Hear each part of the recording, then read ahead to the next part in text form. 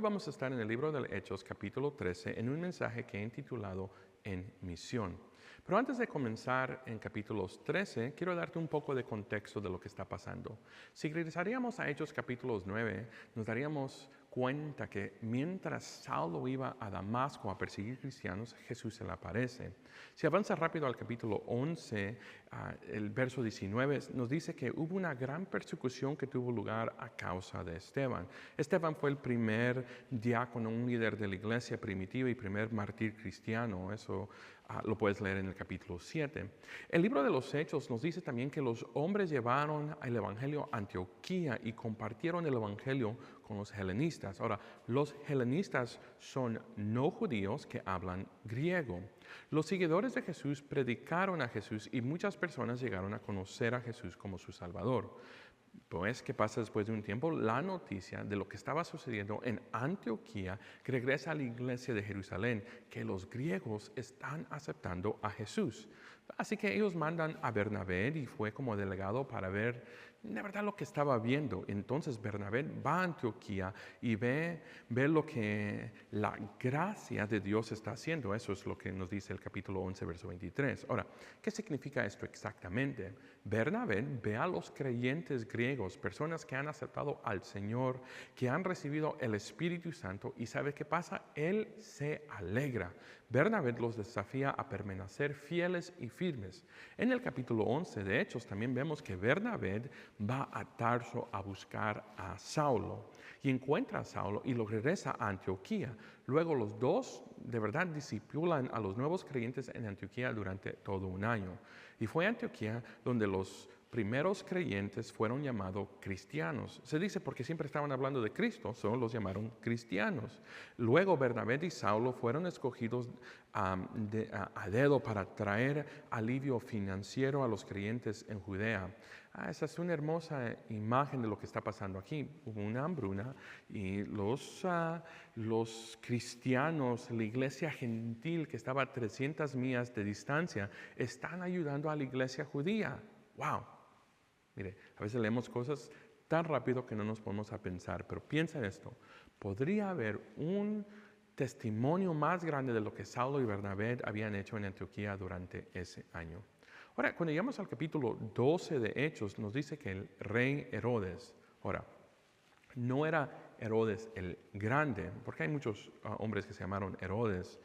Por ejemplo, está Herodes el Grande. Este fue el Herodes que estuvo en la época de Jesús.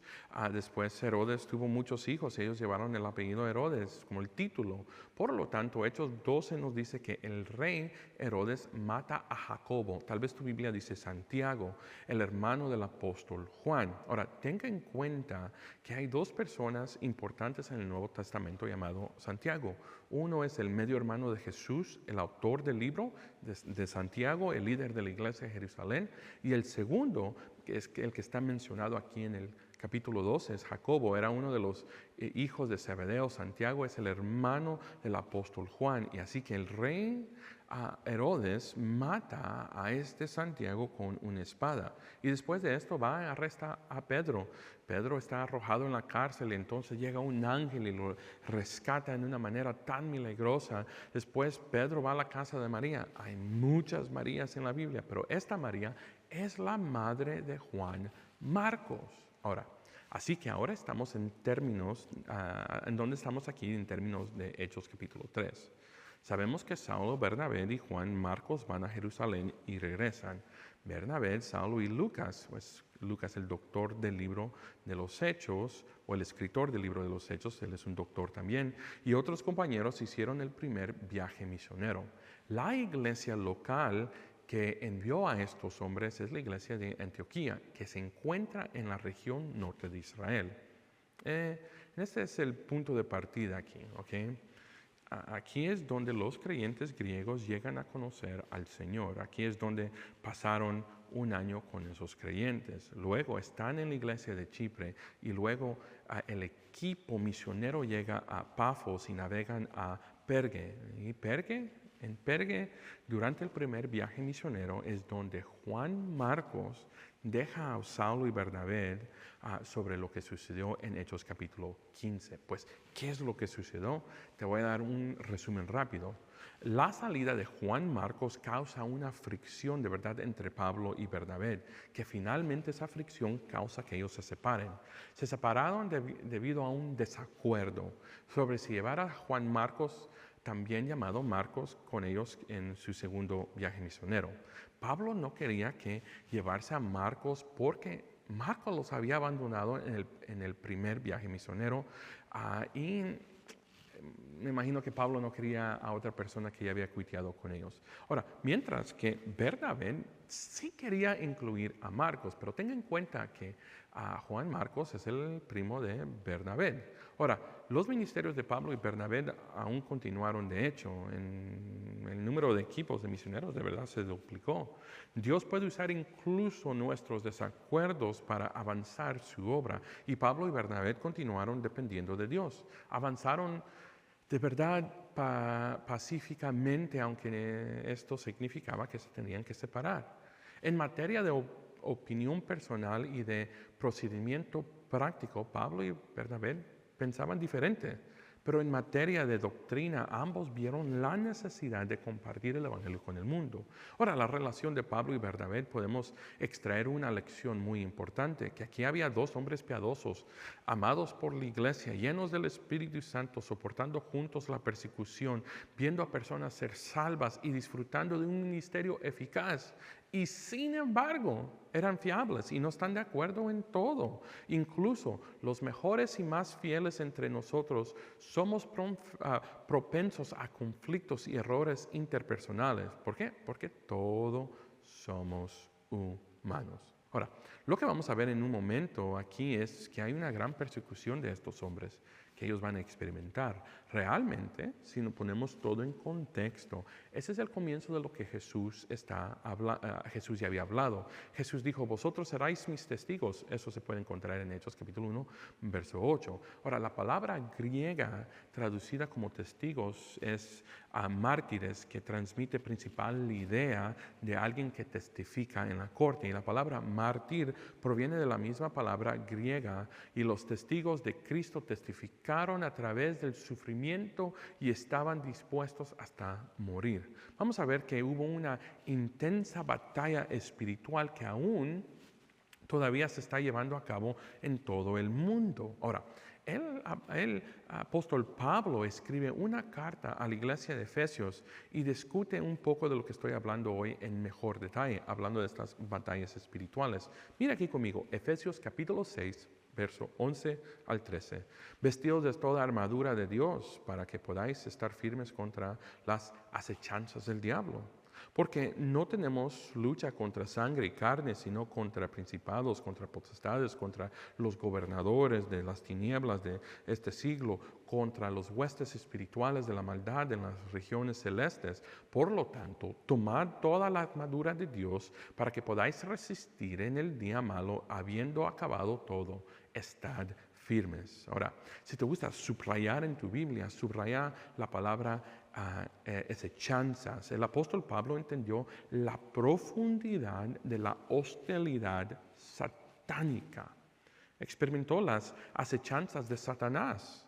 Ahora, él comprendió lo que significaba experimentar el fuego hostil y él dijo, vestidos de toda la armadura de Dios y estad firmes.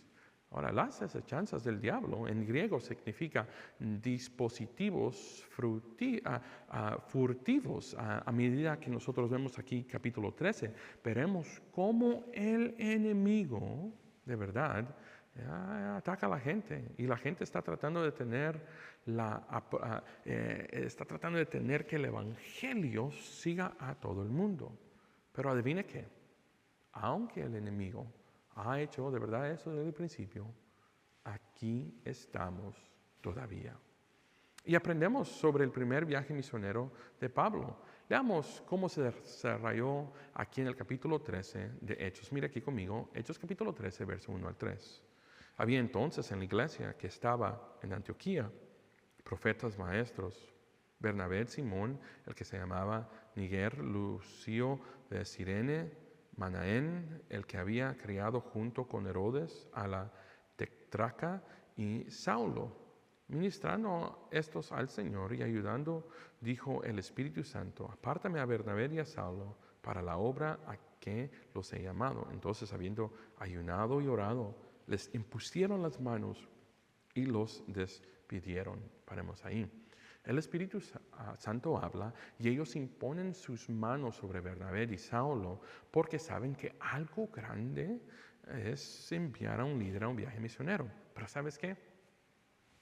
Si de todo lo que te estoy dando, si solo te puedes llevar esas tres cosas, creo que sería algo bueno que nos podemos aplicar a nuestra vida. ¿Por qué es que ellos hicieron esto? Pero porque era el llamado de Dios, era el plan de Dios y era la misión de Dios. Si nosotros vivimos en el llamado de Dios, vivimos en el plan de Dios y somos activos en la misión de Dios, podemos ver Dios hacer grandes cosas en nuestra vida. Mire, Hechos capítulo 13, verso 4 conmigo. Ellos entonces, enviando por el Espíritu Santo, descendieron a Seleucia y de ahí navegaron a Chipre. Ahora, el capítulo 4 de Hechos, usted, si tuviéramos tiempo, podría ver que Bernabé es nativo a Chipre. Y mira el efecto que este viaje misionero tuvo en los chipreses, si lo puedo decir de esa manera. Hechos capítulo 13, versos 5 al 8 dice así. Y llegando a Salamanía, anunciaba las palabras de Dios en las sinagogas de los judíos. Tenían también a Juan de ayudante. Y habiendo atravesado toda la isla hasta Pafos, hallaron a cierto mago, falso profeta judío llamado Bar Jesús, que estaba con el procónsul Sergio Paulo, varón prudente.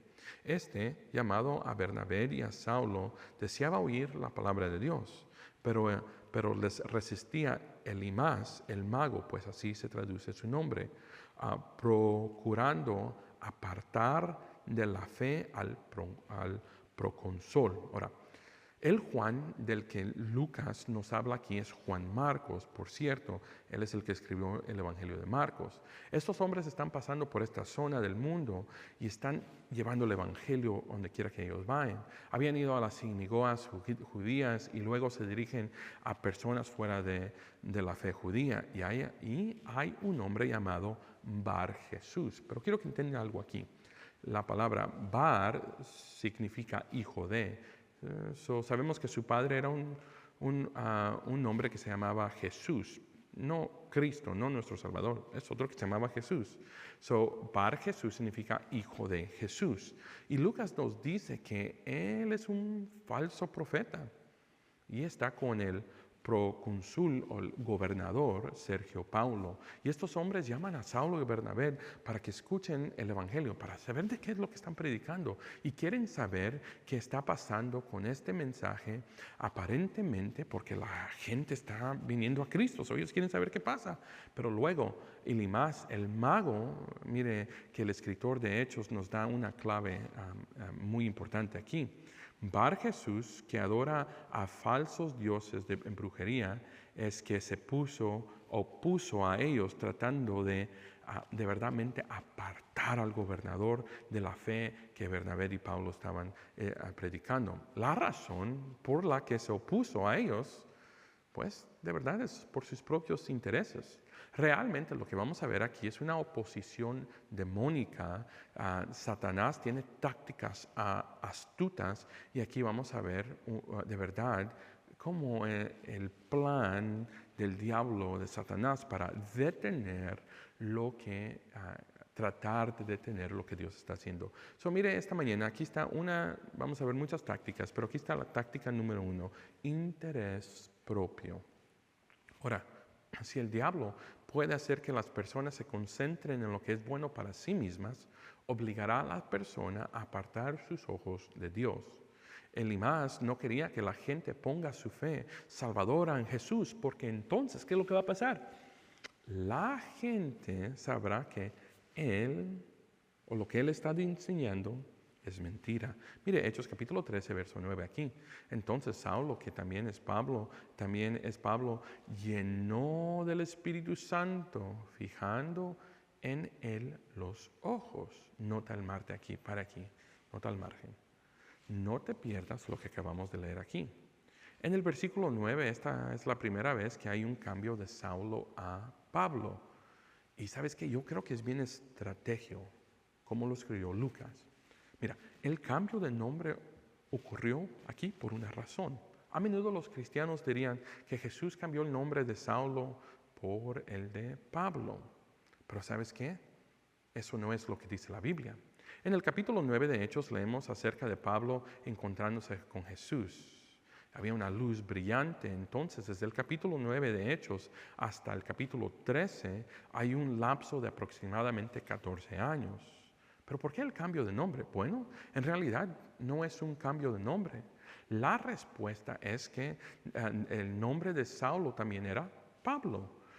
La costumbre de que los nombres duales o dos nombres era común en aquellos días. Hechos capítulo 13, verso 9 describe al apóstol Pablo como Saulo, que también se llama Pablo. A partir de este versículo, del verso 9 en adelante, siempre se hace la referencia a Saulo en las Escrituras como Pablo. Pablo era un judío nacido en la ciudad romana de Tarsos. Eligió usar su nombre hebreo Saulo hasta algún tiempo después de que comenzó a predicar a Cristo. Y después de ese tiempo, como apóstol de los gentiles, como nos dice Romanos 11, usó el nombre romano Pablo. Ahora, esto tendría sentido que Pablo usara el nombre romano a medida que viajaba más y más lejos en el mundo gentil. Y creo que es natural que Lucas, el autor del libro de Hechos, comience a referirse a él exclusivamente por su nombre griego. Pero también Lucas podría estar haciendo un punto temático aquí al cambiar de Saulo a Pablo. Alrededor del capítulo 13, dado el tema más amplio de Hechos. Después de todo, el núcleo de la iglesia en este punto está desplazando de Jerusalén predominantemente centrada en los judíos. Estaba bien enfocado en los judíos y ahora se viera a los confines de la tierra, centrados en Gracia como en Roma. Mire aquí conmigo, Hechos capítulo 13, verso 9 al 12. Entonces Saulo, que también es Pablo, lleno del Espíritu Santo, fijando en los ojos, dijo: «Oh, lleno de todo engaño, de toda maldad, hijo del diablo, enemigo de toda justicia, no cesará de trastornar los caminos rectos del Señor. Ahora pues, he aquí, la mano del Señor está contra ti, y serás ciego, y no verás el sol por algún tiempo». E inmediatamente cayeron sobre él oscuridad y tinieblas, y andando alrededor, buscando quién le conduce de la mano. Casi la misma experiencia que le pasó a Pablo, ¿no? Entonces el próconsul, viendo lo que había sucedido, creyó maravillado de la doctrina del Señor. Ahora, esto es lo que sucede. Voy a dar una versión rápida aquí. De verdad lo que estaba pasando es que Pablo se estaba molestando mucho con este hombre. Ahora, Elimas quería mantener su influencia, su estatus, su poder, su prestigio con el gobernador Paulus. Ahora, es por eso que él rechazó la enseñanza que Pablo estaba y que verdaderamente estaban predicando esa mañana. No lo hizo para cuidar al pueblo, a la gente, lo hizo por su propio interés. Tenga esto en cuenta, que en el primer viaje misionero de Pablo está la sección que acabamos de leer. Un hombre acepta el evangelio y el otro rechaza el evangelio. El primer judío con el que se encontró Pablo rechazó el evangelio. No sabemos cuál es su nombre. Solo para aclarar aquí, Bar Jesús y Elimas se refieren a la misma persona. Bar Jesús nos dice que es hijo de Jesús, no el Cristo, mientras que Elimas es traducido griego, que significa mago, hechicero, que es como lo conoce este texto. Y Pablo, ¿sabes qué? Pablo no está jugando aquí. Pablo vino a compartir el mensaje. Pablo le dice a este hijo de Jesús, no el Cristo, pues otro Jesús: «Oye, tú no eres Bar Jesús, hijo de Jesús, pero tú eres hijo del diablo, enemigo de toda justicia». Y Pablo lo que veía aquí como característica de la obra del diablo, esencialmente, Pablo estaba condenando las acciones de Elimas como alienadas a la naturaleza malvada de Satanás, y se ganaba la vida él practicando magia. Y sabes, inmediatamente el mago se vio afectado por una ceguera temporal y comenzó a buscar a ver si alguien lo podía ayudar con una mano para guiarlo. Y luego Pablo aquí es un juego de palabras. Bar Jesús esencialmente ahora le dice Bar el diablo. ¿Y sabes qué? Esto fue entendido por Sergio Paulo. Cuando el gobernador Sergio Pablo vio lo que acababa de suceder con este mago, estaba asombrado por la enseñanza que acababa de recibir de Bernabé y Pablo, y lo hizo creyente. A veces, mira, aquí está la verdad, a veces cuando se predica el Evangelio, Satanás va a plantar piedras de tropiezo, gente que va a venir a distraer estos bar de diablo en el camino, que aquellos buscan entender la verdad. Ahora, quiero darte una noticia aquí, nota al margen, que en la isla de Chipre, en este momento, aquí por lo menos en las estadísticas que agarré aquí en el año 2025, dice que 78% de Chipre dice ser cristiano. ¡Wow! ¡Qué maravilloso!, ¿no? Así que la táctica número 1 es interés propio. Quiero que sepamos que el mayor obstáculo para entender la verdad y vivir el Evangelio es nuestro propio interés.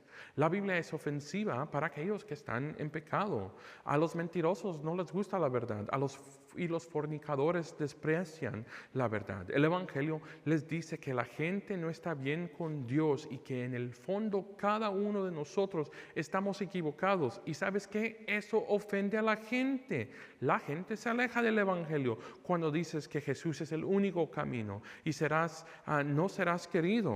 Ahora, cuando usted o nosotros decimos que solo somos salvos por gracia y no por obras, tampoco nos quieren. Cuando dices que el sexo antes del matrimonio, la homosexualidad, el engaño a tu cónyuge, el aborto, la pornografía, el orgullo son pecados, ¿sabes qué? La gente se va a enojar. Pero ¿sabes qué? El Evangelio debe ser predicado. Porque aunque la gente esté enojado contigo, eso no es, eso es mejor que se enojen contigo que pasar una eternidad en el infierno. Ahora, por razones de tiempo, voy a resumir los versículos 13 al 43. Pablo y sus compañeros zarparon de Pafos y llegaron a Perge de Panfilia, y ahí es donde Juan Marcos dejó al equipo misionero y se regresó a Jerusalén. Salen de Perga y van a Antioquía en Pisidia, y donde predican el Evangelio de Jesucristo a los judíos en las sinagogas, detallando el pacto de Dios con Israel a través del linaje de Abraham, enfatizando la muerte, la resurrección de Jesús como el cumplimiento de la profecía, y proclamando que a través de Jesús el perdón de los pecados están disponibles para todos los que creen. Ahora, este pasaje destaca la temprana difusión de cristianos del cristianismo a los gentiles, encontrando tanto la aceptación como el rechazo de la comunidad judía. Así que los hombres de las sinagogas invitan a este equipo misionero que regrese el próximo sábado para enseñar un poco más. Así es lo que está pasando. Continuamos aquí en Hechos capítulo 13, verso 44 al 45, y dice así: el siguiente día de reposo se juntó casi toda la ciudad para oír la palabra de Dios.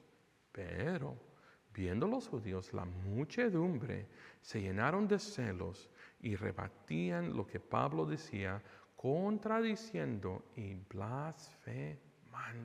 Aquí está la táctica número 2. Celos.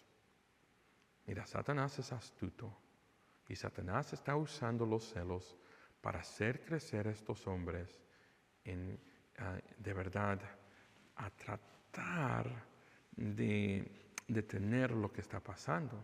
Dice que toda la ciudad está ahí, y los judíos se llenaron de celo y comenzaron a contradecir la enseñanza, comenzaron a contradecir a Pablo. Un recordatorio que los celos pueden dirigir tu vida. Si tú lo permites, los celos pueden controlar toda tu vida. Mira, hermanos, Los celos es porque quieres algo de alguien más.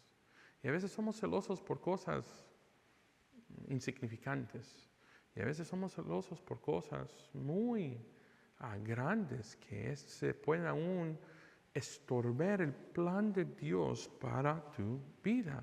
Y no dejas que el diablo use los celos en tu vida. No permitas que los celos se infiltren y cambien tu corazón. Estas personas permitieron que los celos llevaran a los ataques de ira y comenzaron a debatir, a enojar, a contradecir lo que estaba pasando aquí. Mira aquí conmigo, Hechos capítulo 13, verso 46. Entonces Pablo y Bernabé, hablando de nuevo, dijeron: a vosotros la verdad era necesario que se hablare primero para la palabra de Dios, mas puesto que la desecháis y no os jugáis dignos de la vida eterna, he aquí, nos volvemos a los gentiles. Mira, en otras palabras, lo que Pablo y Bernabé están diciendo es esto: oye, te dijimos la verdad, les dijimos el mensaje del Evangelio y ustedes lo rechazaron la verdad. Así que esto es lo que nosotros vamos a hacer.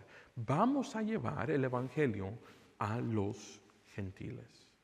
Ahora, Pablo no pudo alcanzar a los judíos con el Evangelio. No le escucharon. Pero piensa esto: Pablo es misionero, plantador de iglesias, pastor.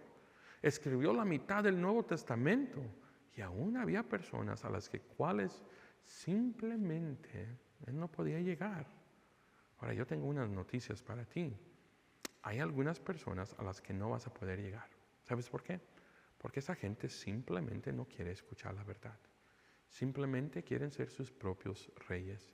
Creen lo que creen y su corazón se endurece a la verdad. Pero esto es lo que tienes que hacer. Aquí está, apunta esto en tus notas. Tienes que mantener en rumbo. Tienes que compartir las buenas noticias, las buenas nuevas. Y recuerda que tal vez te vas a enfrentar a la oposición, pero también recuerda, hay gente que va a escuchar el Evangelio y sus vidas van a ser cambiadas, no solo en esta tierra, pero para una eternidad. Mira conmigo Hechos capítulo 13, verso 49 al 52. Y la palabra del Señor se difundía por todas aquellas provincias. Pero los judíos instigaron a mujeres piadosas, distinguidas, y a los principales de la ciudad, y levantaron persecución contra Pablo y Bernabé, y le expulsaron de sus límites. Ellos entonces, sacudiéndose contra ellos el polvo de sus pies, llegaron a Iconio, y los discípulos estaban llenos de gozo y del Espíritu Santo. Aquí está la táctica número 3: calumnia. Cuando los líderes de la sinagoga judía vieron la multitud, se pusieron celosos, ¿no? Hablaron contra Bernabé y Pablo por predicar el mensaje de Jesucristo, llevando a Pablo a decirles que la historia del Mesías judíos se iba a llevar a los gentiles. Pero ¿qué pasa? Pues estos líderes judíos celosos convencen a estas mujeres de alto rango y a los hombres principales que esta nueva religión es una amenaza para ellos, hablando del cristianismo, y juntos expulsan a Pablo y a Bernabé. En respuesta, Pablo y Bernabé siguen las instrucciones de Jesús y a sus discípulos y se sacuden el polvo de los pies, y como si dijeran que nada es remedible en esta ciudad. Y los discípulos se van, y sin embargo se van como llenos de alegría y del Espíritu Santo. Pero ¿sabes qué? Los judíos no estaban felices con solo sacarlos a Pablo y a Bernabé de la ciudad. Dice el próximo capítulo que los siguieron a lista y convencen a la multitud que apadreen a Pablo. Y después, más adelante en Hechos 16, Pablo y Silas serán azotados y encarcelados en Filipos. La realidad es que no se puede detener la difusión de las noticias de Cristo, aun cuando hay ataques, aun cuando hay estas grandes oposiciones. Pero aparentemente Pablo regresa a Antioquía de Pisidia durante su segundo viaje misionero para hacerles saber que la iglesia judía, que lo que la iglesia judía ha afirmado, que los gentiles no tienen que seguir la ley judía. Hechos capítulo 16, verso 1 al 5. Y Lucas, el escritor de Hechos, no menciona detalles sobre el segundo viaje misionero. Pero yo diría que tal vez los judíos no estaban felices con esto, que hayan regresado. Ahora, tal vez nosotros hemos enfrentado momentos difíciles cuando compartimos el Evangelio, tal vez en nuestros propios hogares, con nuestros propios familiares.